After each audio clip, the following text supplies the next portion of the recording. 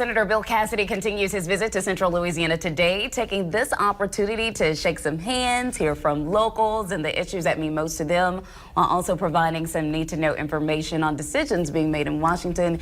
He joins us now this morning. Thank you so much for being here. Andrea, thank you for having me. Now, you've had a busy schedule since you've been here. Yesterday, you were in Avoyelles, you visited LSUA, and you've been talking about a couple of different issues that mean a lot to people, college being one of them. You are a part of some bipartisan legislation for the College Transparency Act. Yes. And that's set to help students make more informed decisions when it comes to selecting colleges and majors. Tell us a little bit about how that helps students. So think about it. An 18-year-old graduates from high school. She or he is going to make a decision to go where to go to school, and it's going to dictate the rest of their life. That's very true. Very true. Very true. They can borrow $200,000 if they want to, and they've never had money before. What the College Transparency Act does is it tells that student and their parents how much it's going to cost, soup to nuts, if they go to this college or that college. If they look in the mirror, it'll tell them what's the likelihood of someone who looks like them graduates in that curriculum at that college. And they'll know if they're going to graduate with $150,000 in debt or with $20,000 in debt. Are they going to make $150,000 or are they going to make $20,000?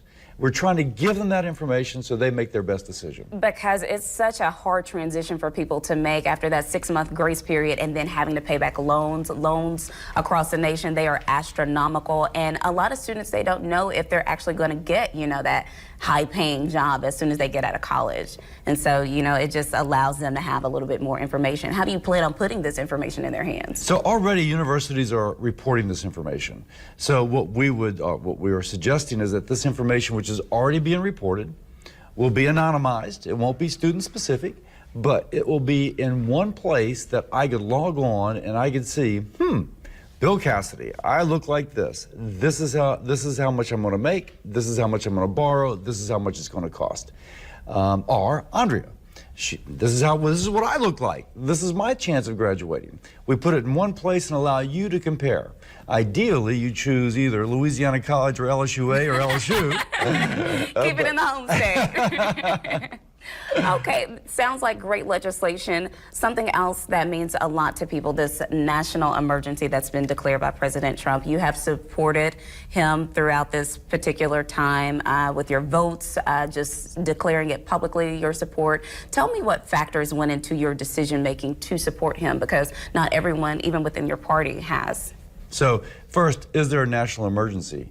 We have 64,000 people a year dying from overdoses. 64,000 a year. I'll go with a ride around with Sheriff Hilton later on. He's going to show me, if it's what every other sheriff shows me, is that this area has a drug problem. A lot of those drugs come across the southern border. We have 2,000 people a day entering our country illegally. 2,000 a day. We have human trafficking, where women are sex trafficked, treated as slaves as they come across that border. That qualifies to me as an emergency. The second issue, is it constitutional? It is. Congress gave the president the right to declare an emergency and to reprogram dollars to go in that direction.